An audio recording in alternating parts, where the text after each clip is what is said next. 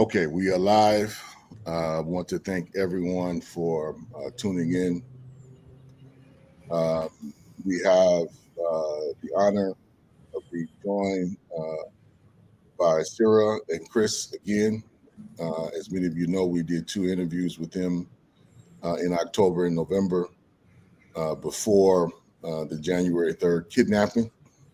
And let's call it what it is. It was a illegal act, kidnapping President Nicholas Maduro. So we wanted to bring them back. They've been on a wild interview circuit the last couple of days, so I would encourage folks to go listen to some of their interviews. There are a few I've checked out to kind of get some of the details. I want to start you two just jump into it, right? With some of the latest. This is not how I originally was intended to start, but the latest we got on our end this morning, we were woken up. Those of us who were paying attention to the news, that Trump has said he's calling off a second strike, right? And two, that he's meeting with oil executives today to discuss how to better plunder Venezuela. I'm calling BS and saying that large parts of this are just theatrics, which is even some of the oil companies have told him very clearly and explicitly at this particular point. But I wanted to ask you two, and for the benefit of those who would be listening and will be checking in later on, how is this squaring with the facts on the ground as of right now? So I'll go in briefly and then I'll pass it on to Chris. Of course, with everything that Trump says, one has to take it at the very least with a grain of salt because he's a great liar. I have no doubt that there have been some conversations with some oil executives. That, of course, it's a stated objective to have the Venezuelan oil, which Trump calls his own oil. As for the second thing, the calling off of the second strike, actually, this is also part of the cognitive or psyop war.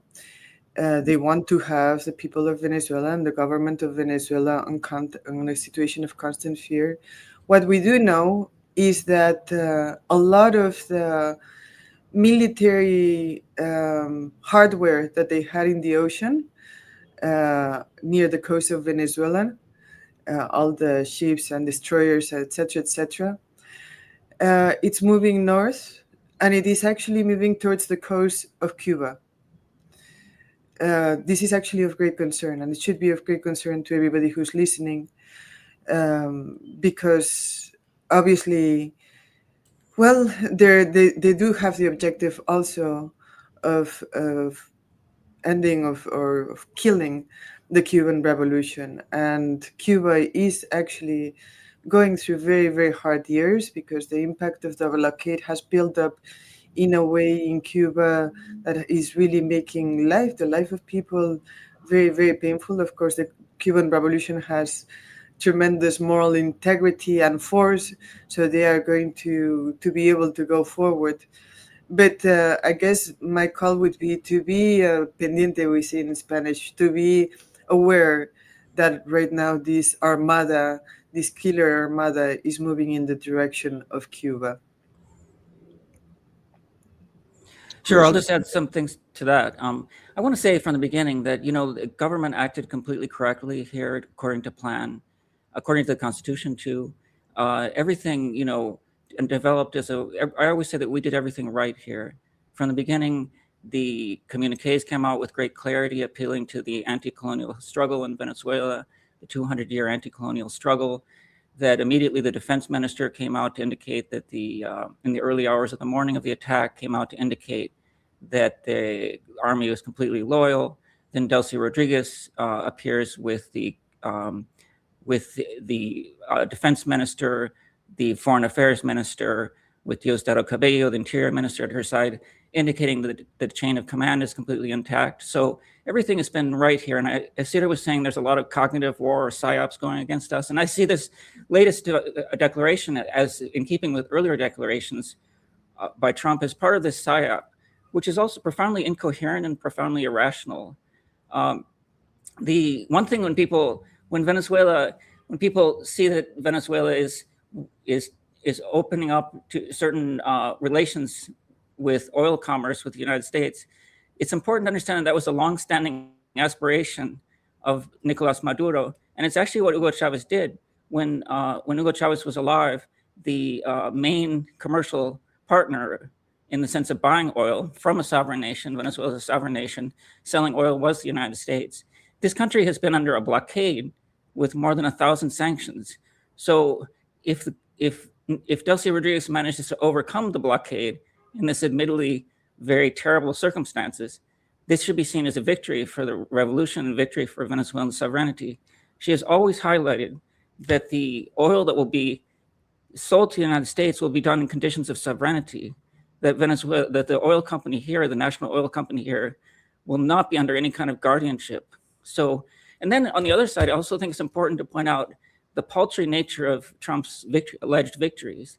He says that they're going to have 60 million barrels of oil.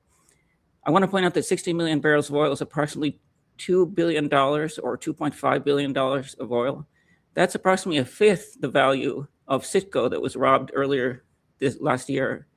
And so this, if it is a concession or if it's a partial retreat, it's a completely controlled retreat on the part of the government.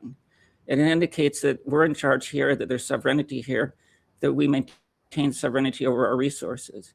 And it's true what you say, Kali, that they desire to plunder the global South in their condition of losing hegemony in the world. Their idea of how to confront Russia and China now is to plunder the nations of the global South, not just Venezuela, but for example, India. Trump's response to the failure to put tariffs on China is that it's going to put tariffs on India, which is allegedly an ally, to compensate for the loss.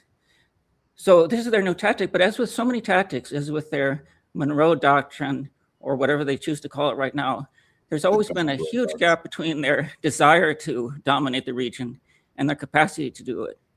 Sometimes I'm hearing people on the global, on the progressive sector here, on the global North's progressive sector, which I feel suffers from a kind of defeatism often and a latent colonial desire. You hear people talk about betrayal here. There's absolutely no evidence of betrayal. And I feel that there's a kind of internalized defeatism on the part of many people in the global North. One thing that I think is important to point out here is how prepared we were here. Delcy Rodriguez activated the people. She said this would be defended by the people in alliance with the army and alliance with the police, and that's exactly what we saw. We saw the armed people go to the streets, and we saw this plan to carry out the war of the whole people against this superior military enemy, but not politically superior. Most of a military confrontation, is going to be a political factor. So sometimes I hear people in the global North talk about how the United States has shown that it can take out any leader it wants to. Well, it absolutely cannot. It would have taken out Putin a long time ago if it could. So it's absolutely false that this shows that the United States can take out whoever it wants. In fact, this relates to the threat you mentioned. When they say they're not going to attack Venezuela again, well, they're afraid of Venezuela. They're afraid of the Venezuelan people. Otherwise, they would have occupied the country. Mm-hmm. And I think there's so much evidence of how the real tactic, which is one Delcy Rodriguez pointed to, and that was actually Nicolas Maduro's plan. If you see the declarations from early December, when there was a conference of sovereignty and peace here, there were several points in those declarations. They said Caracas would be a center of sovereignty and peace. That means everybody should pay attention to what's being said from the government here, as opposed to the irrational drivel that comes from the White House. But they also said we were going to the phase of armed struggle, and that meant the organized people against this enemy. And I just want to say that some people in the global North, I feel the leftists, progressives in the global North, they talk about the angry tide. Well, the angry tide is in the ocean. There's a lot of red, pink, revolutionary sectors here, in spite of this new angry tide that has emerged in in Chile, represented in caste, represented in Milei in Argentina. But we're far from giving up throwing in the towel here. And sometimes when I say that the left and the global north, or the progressive sectors in the global north, are forgetting our revolutionary heritage, the case of Vietnam showed that an organized people, a people with unity, a people under maintaining political order, can defeat a superior enemy. That's the key factor here, politics. There's a political plan here. There's a project for humanity here called socialism. On their side, they have no other project. The United States imperialism has no other project other than plunder, other than gangsterism. Here there's a political project which is called human emancipation, which is expressed in the communes. Here there's political order, here there's unity, and here there's determination. History has shown that can win, that will win over the short, medium, or long term. So that's what I think people in the global north shouldn't forget.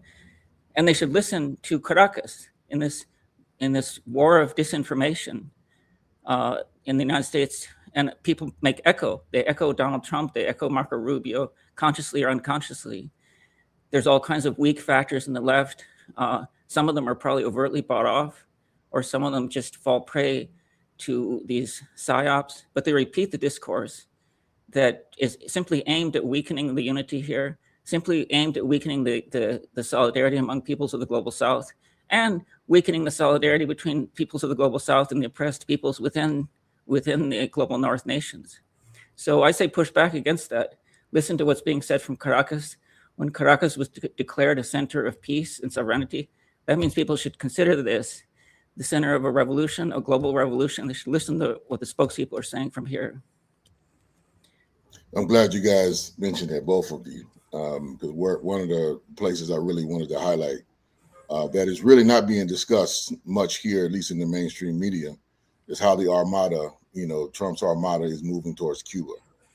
And that, very intentionally is being denied, by the press here. And one of the things that I want everybody who's listening is to just really pay close attention to how all of the mainstream media outlets, from NPR to MSNBC, they may be on the surface,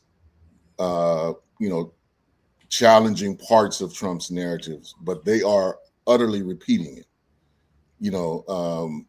They've been given editorial directives to not call this a kidnapping. That's already been documented. They've been given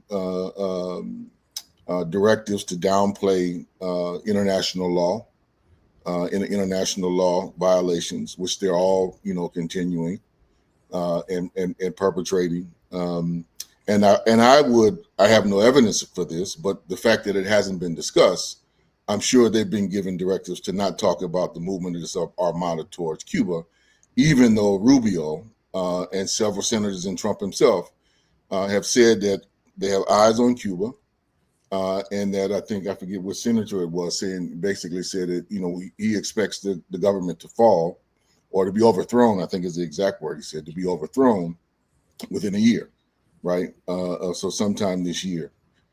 I think, and I think there's also, I think if we do, and then the question is, would you all agree? I've kind of tried to interrogate, particularly Trump's narrative and Miller's narrative as one wing. Rubio actually, I think, represents a slightly different orientation towards empire than they do, and there's fractions within their own alignment. But he is very intentionally talking about, I'm going to control Venezuela for the foreseeable future. And people are not analyzing what that means for domestic politics. And people are thinking, I think incorrectly, that he's just talking about the duration of his constitutional term. I don't think that's what he's talking about. Now, and I'm not saying that what he's talking about corresponds to a truth, but I think it does. We need to be mindful of the aspiration that he has on not leaving, not intending to leave by any stretch of the imagination. He's not intending to leave, or at least his regime is not intending to leave, if it's not him and his own person, maybe J.D. Vance or someone else. They don't intend on leaving in 2028. And so it's a projection of an extended rule that's not just aimed at Venezuela. I think it's kind of more of a test case for them at this particular point in time. But I think it speaks more to, in truth, a domestic aspiration. We can't. Your mic is out, sir. We can't hear you. So I think it is clear that that's the aspiration of Trump, and he has pretty much said as much, and he continues saying it as in this interpretation. I think that certainly, I think that when we look at how U.S. imperialism has operated over the, like here in this attack on Venezuela, indeed, their message, and I think this points to the fact that you point to, that there might be tendencies within the administration, not that there are. We know there are tendencies with the administration. So the message has been kind of chaotic. It's not only because there are factions within, also because there's an irrationality in a project that is a fascist, actually a fascist project requires irrationality to sustain itself. It cannot walk on rationality. It cannot walk on a path of, like, for instance, it cannot walk on the discourse based on liberal democratic principles, which we reject. But fascism is a rupture with that as well. I want to go back a little bit to Venezuela, and how these days, which have been very difficult but also extraordinarily beautiful days, in the sense that we have been tremendous popular response from the people. I mean, not only have we seen the government doing the correct thing, saying the correct things each step of the process, including that Delcy Rodriguez, in her first long discourse on the 3rd, she said, "We are nobody's colony," and this kind of like really stuck to the people. And actually, in Caracas, you can already see graffitis that say, "We are," actually in several places, you can see graffitis saying, "We are nobody's colony, no somos colonia de nadie," specifically.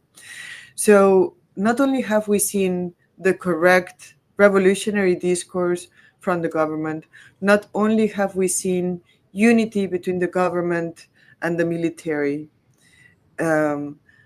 but we have also seen massive popular support for the government, rejection for the attack, and demand for the return of President Nicholas Maduro and Cilia Flores. And these, the people of Venezuela have really shown a tremendous kind of like vision, hand in hand with the government, arm to arm with the government, a tremendous clarity in terms of the strategic objectives. There have been so many rumors that obviously come from the enemy. Was there treason? Now that there will have to be a dialogue, people are going to try to question everything that will come through the dialogue, because it's most likely that there will be some agreements signed between PDVSA and the United States corporations. So what we have seen is, from day one, on the 3rd, we were, like, everybody in Caracas heard it. I didn't have direct sight of the attacks, but heard the explosions, which were very intense, even though we were about 3 miles away from the explosions. But we heard them very, very strongly, and with the glass rattling, and then all the drones, the sound of the airplanes, supposedly 150 airplanes and drones and so on. So on that night, immediately when we heard it, nobody needed an explanation of what had happened, that this was an imperialist attack. That morning, very early, many Chavistas, many grassroots Chavistas, we made our way towards Miraflores in a pretty spontaneous movement in that direction. There was no There's a long tradition of calling for marches in Venezuela in the Bolivarian Revolution, that come both from the party, from the institutions, from the grassroots too. This one was just a grassroots kind of like self-called march towards Miraflores, and that day, like you didn't know how you would find the city. When we came out of the house, we didn't know how we would find the city. The city was very, very, very peaceful. There were a few stores that were open, and there were some short lines of people making some, buying eggs or a few basic goods, but there wasn't a sense of panic in that moment in the city. And there certainly was a sense of brotherhood, of community amongst the people. There was, during those first hours, there wasn't one single, and since from the first hours until now, 6 days later, since then until now, I haven't seen one single expression of support for the attack. Obviously, the majority of Venezuelans are Chavistas, but there are millions of people who are opposition in Venezuela. And I haven't seen one single expression of people supporting, or heard one single expression of people supporting the attack. In social media, you will find some extremist, fascist-toed individualities celebrating the attack. But here in Venezuela, I have not seen any evidence of it. And by the way, what you have seen in terms of support in the mainstream media, what everybody probably in the global north has seen in terms of support for the attack in the mainstream media, is Miami. Surprise, surprise, Miami or Madrid. So going back to the expressions of support for the government, solidarity. The first day, it was a self-called march to Miraflores, with people speaking, with an open mic, with everybody from the auntie to the person who sells some candy to the representative, all sorts of people, the motorizado, the person who has a moto taxi, all these people from the grassroots, from the people, from the working class, and some representatives took the mic with tremendous clarity in terms of the message. Defense of sovereignty first, calling for President Maduro and Cilia to be returned immediately, calling for the defense of the government, and also looking forward towards the commune, which is our strategic objective. And they are not going to let us, we are not going to allow them to take away the dream and the construction of the commune, because the commune is not just a dream, it is actually a real construction as we speak, being the commune the way in which Venezuela makes socialism. So that was the first day, but the following days, each day the march was bigger, got bigger and bigger. The second day, some people were still staying at home, retreating at home. But each day the march was more and more powerful. In one of the marches, there was a call for basically civilian militias to come out to the streets armed, because it's important to show that this is a people's war, that this is a war in which the people of Venezuela are ready to defend their homeland hand in hand with the military, with the institutional military. So we saw something that we had not seen before, which is armed civilians in the streets with the disposition, with the arms and with the training necessary to defend. Because as Chris said, it's one thing to bomb Caracas and sequester, kidnap our president, and it's another totally different thing to control the territory of Venezuela. They cannot rule in Venezuela because here there's a Chavista government. They cannot control a country just bombing it. That's just absolutely absurd. Of course, Venezuela, and this is something that Chavez said, it's something that Chris was pointing at early.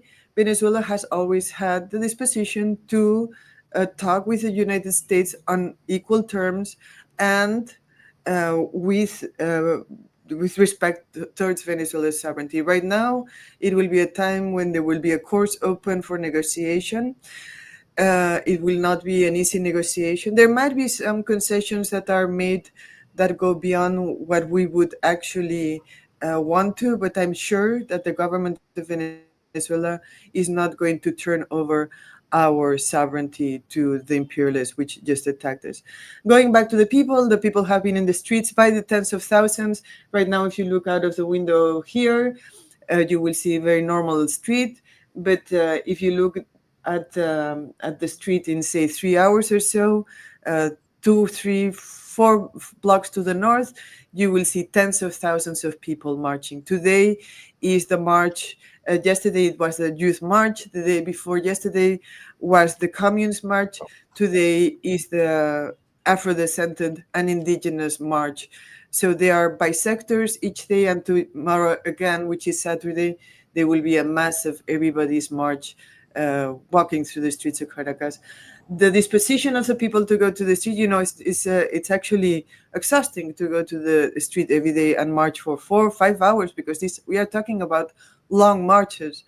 To march for 4 or 5 hours, it's actually tiring, but it's also remoralizing. It's remoralizing to be with tens of thousands of, or actually hundreds of thousands of people with whom lived like us, and many people much closer. The attacks, people who are angry because we are angry, but we are also ready to fight, and we are not going to give in. So you can count on the people of Venezuela to struggle through this one, to fight through this one, and actually we will overcome. We will win.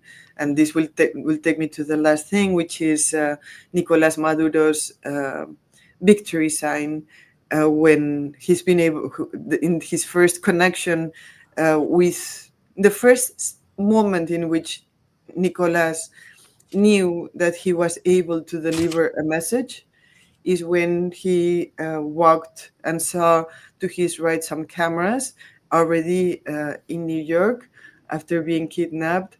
And the thing he did was very beautiful and a very important, powerful sign for the people of Venezuela, which is that he made the victory sign, and then he pointed to the victory sign. This has become in people's states, in their telephones and so on. Everybody has this sign. It's a sign that has become symbolic of the collective horizon, but also for the people of Venezuela, the communications after situations like these ones are very important. When Chavez after the 4th of February, when Chavez tried to overthrow a corrupt government in 1992, he said por ahora, for now.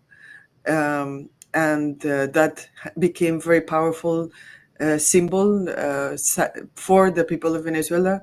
And right now, this sign is becoming very important for the people of Venezuela.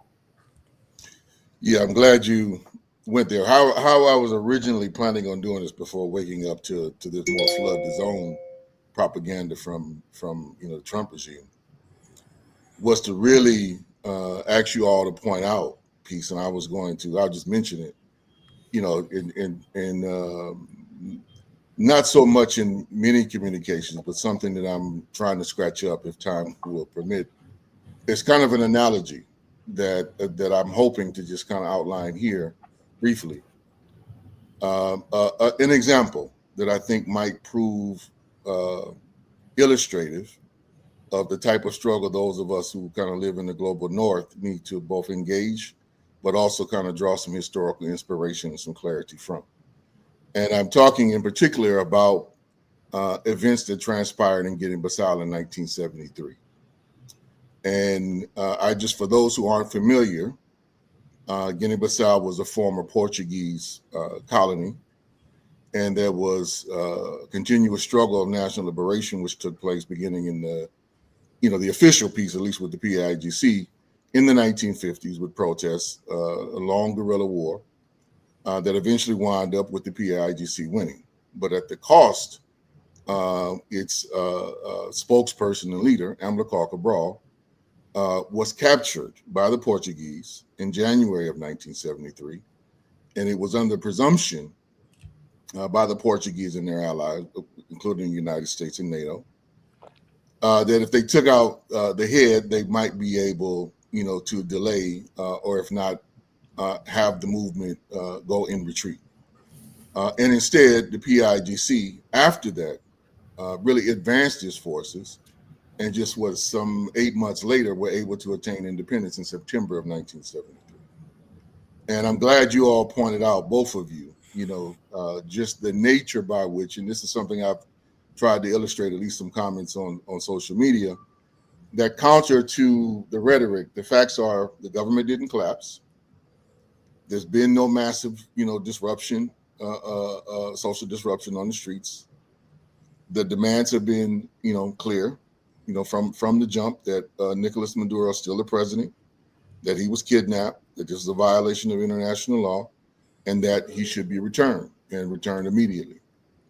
And that has been consistent. And I'm glad you just pointed out, Sarah, that the piece I found that made me think about this is what the fact that the movement and the government have been moving in lockstep with protests, with themes and focal points.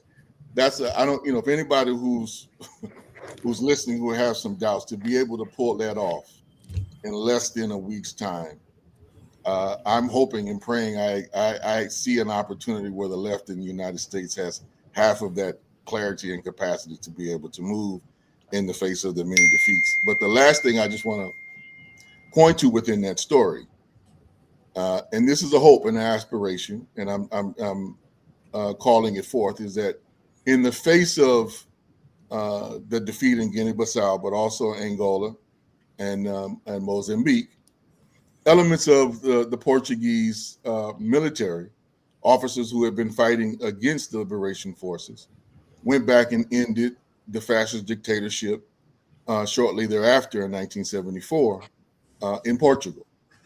And I'm drawing that, and I want folks to read between the lines in terms of thinking about what the overreach of the Trump regime is, and the nature of, again, as you're saying, not being defeatist, and to recognize that while this is, we can't deny the awesome military might of the United States. One would be foolish to deny that. But we have to recall that in the long run, they've not won a war since World War II, right? And that people have to fight in a number of different ways to overcome them. But I like the comment I heard on one of the commentators on Electronic Intifada the other day, was to always remember, the United States with its overwhelming military capacity, they always win on day one, right? But just because they might be able to, kill a lot of people and destroy a lot of buildings and raise a big fuss, they haven't been able to sustain themselves in Iraq. They haven't been able to sustain themselves in Afghanistan.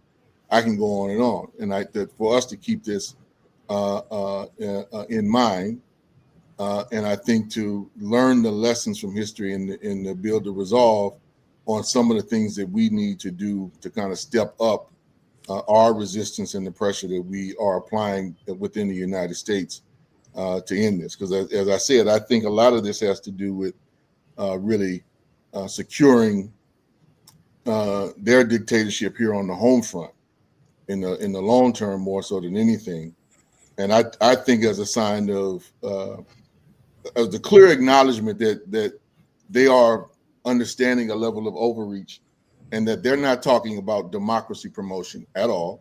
They're not talking about, trying to install Machado at all. He threw under the bus, on the very first day, and said, I think the by reverse, the quiet thing out loud, you don't have, or she doesn't have, support on the ground. And to me, that was illustrative of you all's point. Like, to install her would be to basically incite the massive civil war.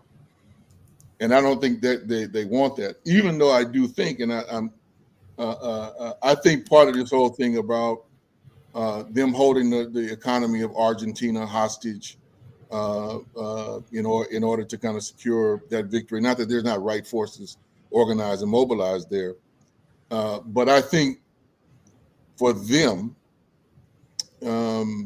is my view that they're trying to incite civil wars and everywhere as a key element. And I would really point to what they're doing, or at least supporting right now in Yemen as a point of fact, right? And kind of enabling the Saudis to really try to destabilize that situation there again. And I think this is, if the various forces of opposition and the state powers can be bogged down in civil wars. It's just a situation where I don't have to win. I just need to make sure that you don't win, right? And keep you destabilized as to not pose a coherent opposition. I think that's clearly part of the play in Iran right now as well. But what I want to get into, I know our time is ending and don't want to take up too much of y'all's time. One of the critical pieces I really wanted to talk about today and really just kind of highlight is, and it may involve some speculation on y'all's part, but outside of, the mobilizations to this point, what is some of the thinking in terms of how the Bolivarian, process is going to continue?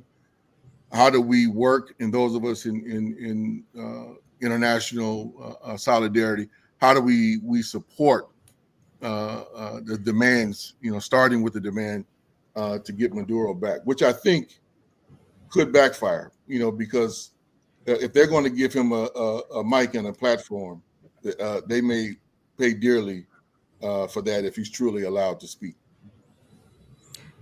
I'll go first and then pass it to Sira.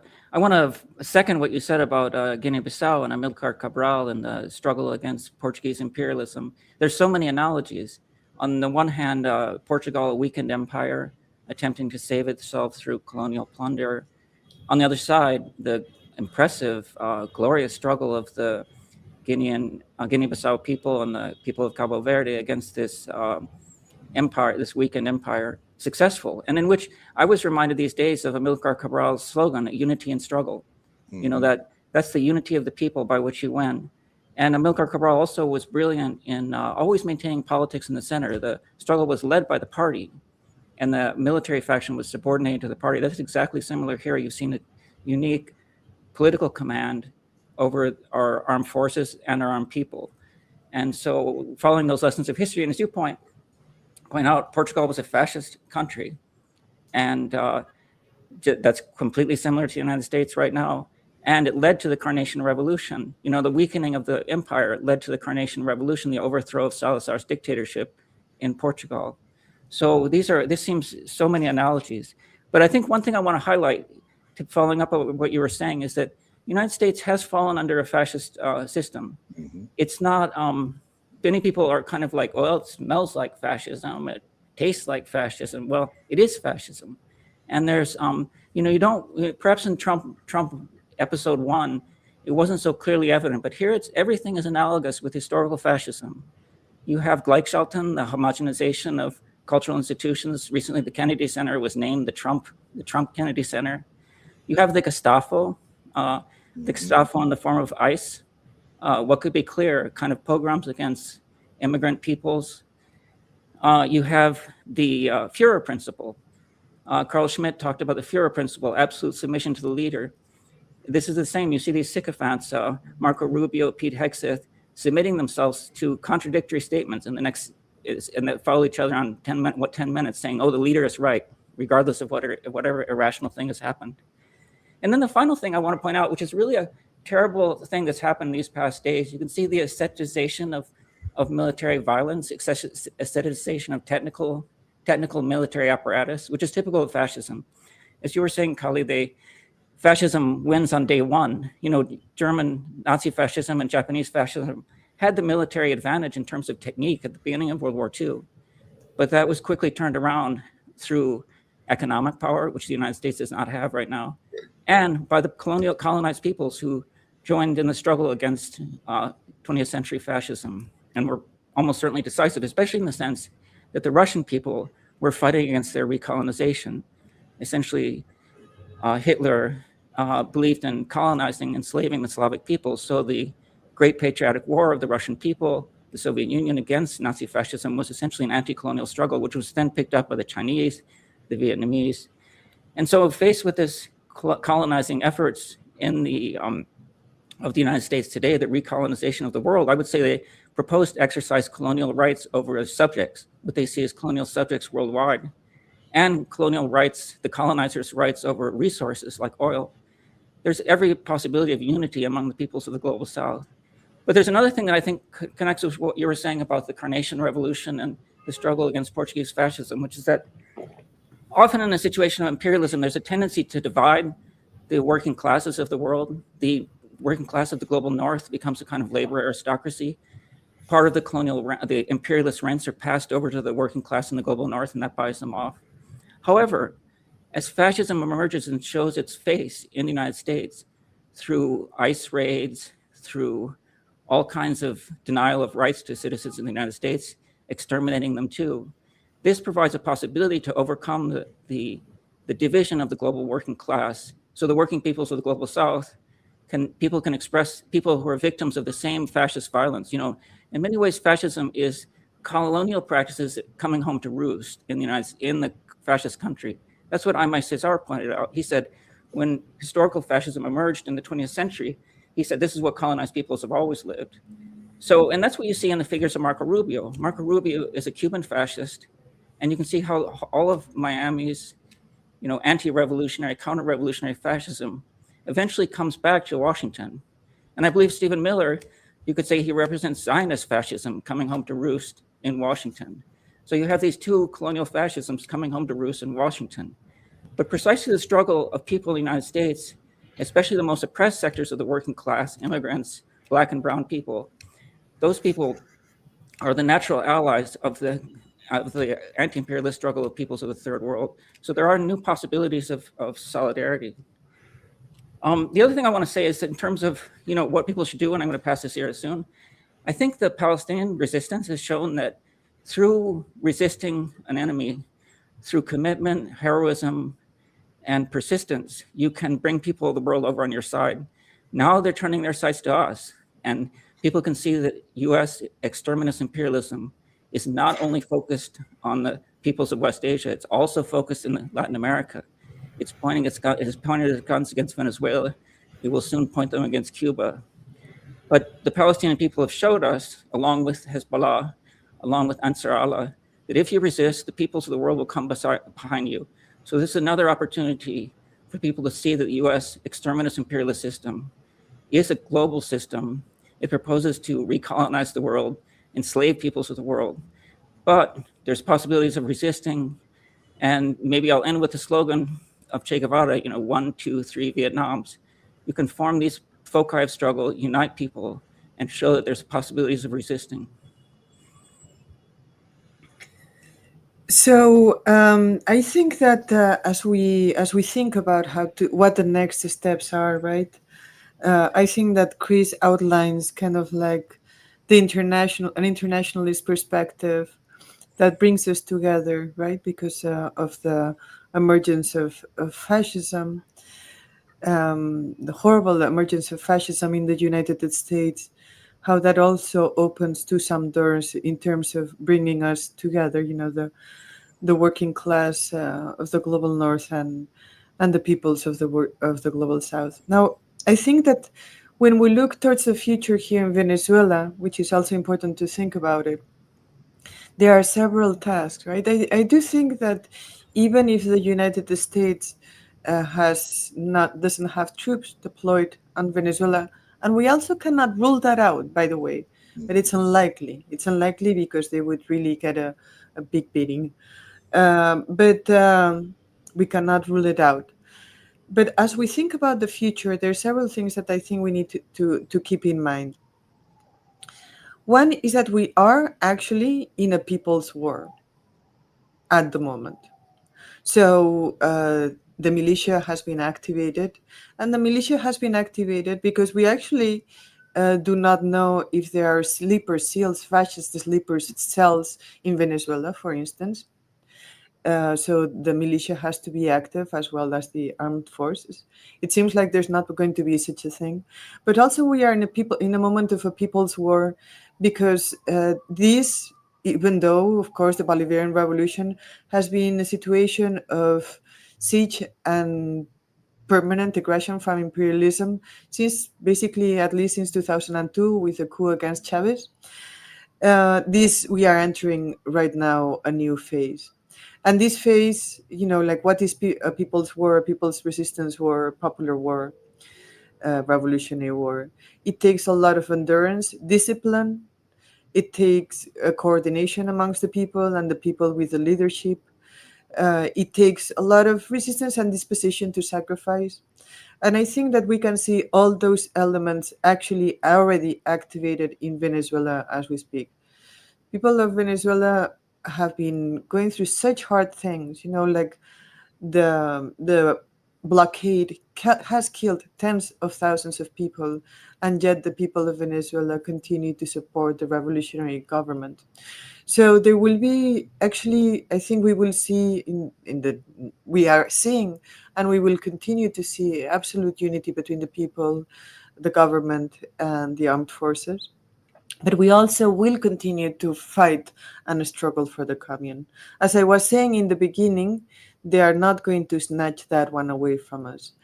President Maduro said that 2026 is going to be the year of the communal transition to socialism. And he said it, and we know it's true. And already Delcy Rodriguez, the acting president, has said that that is our horizon, that is our objective. So there is a continuity. There is this union between the people and their government, and this union between the people and the government is because the people know that the government are with the people's project. In this sense, this is the most democratic government that you can imagine, when the people understand that the government is responding to their demands and to their objectives, in this case, the making of a new society via the commune. I think it's extraordinary. I think we are living extraordinary times. We are living extraordinary times because, in the 21st century, we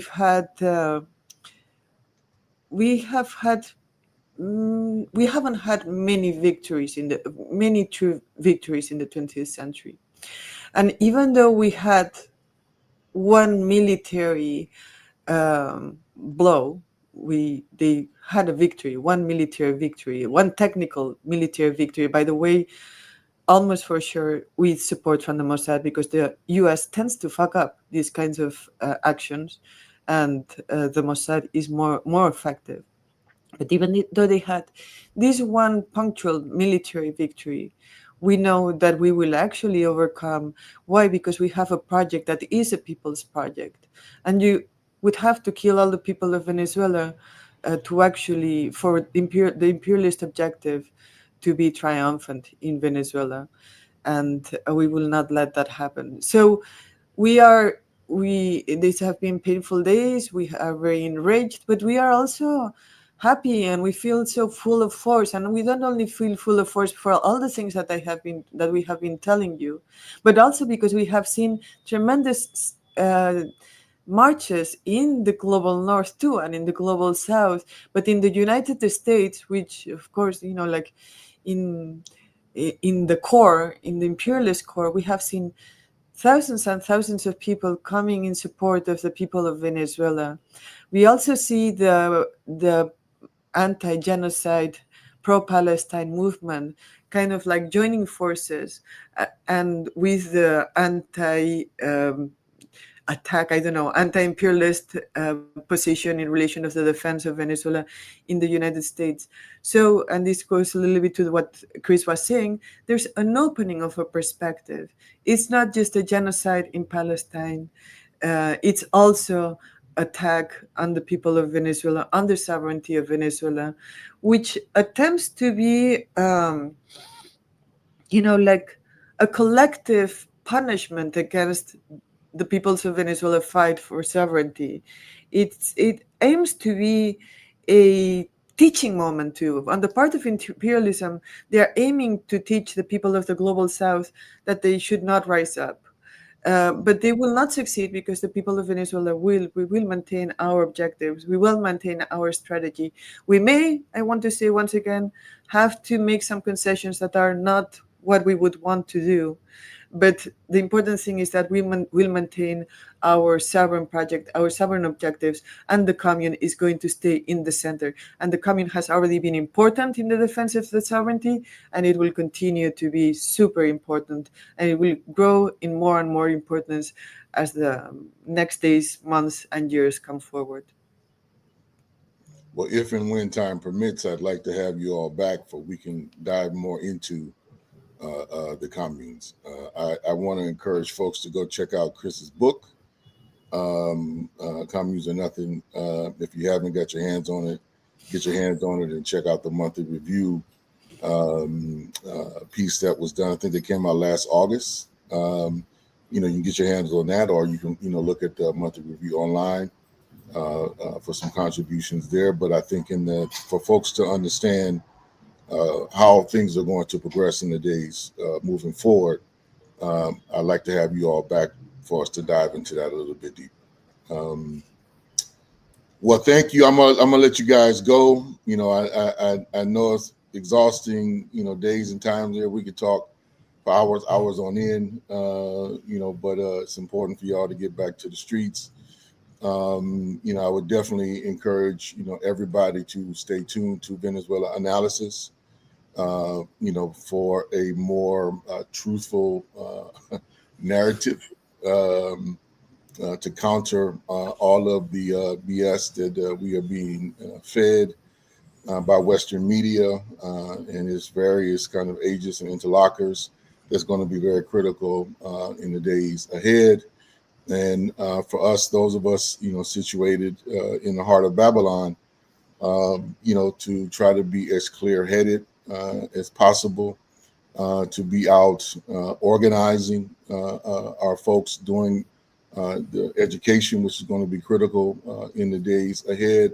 We'll hope to strengthen the mobilizations that we know are going to come, and for us to be on alert for more wild, adventurous, attacks being generated by, the Trump regime, directed at Cuba, directed at Iran, even directed at Greenland. So we have a tremendous amount of work to do on this end. So get educated, stay informed, and be active. So, Sarah, Chris, want to thank you all. Any parting words before we sign off? Yes, I just like to end with the sign of. Go ahead. I would like to say to people to actually turn to People's Dispatch and Monthly Review. Those are also sites where I'm going to start having a bi-weekly column in Monthly Review online, mostly focused, or pretty much always focused, on Venezuela. So turn to those sites for good information in relation to what is going on here, the struggle of the people of Venezuela, and nosotros venceremos, we will overcome. Sure, I'm just going to end with the sign of Nicholas Maduro, venceremos, and echo unity and struggle, unities of peoples against this imperialist enemy, struggling together. As Che Guevara said, the present is struggle, the future is ours, and it is ours, because we have a project which is human emancipation. And so here, there's political vision, here there's disposition to struggle, here there's determination and unity. All right, comrades, I want to thank you all. Until next time.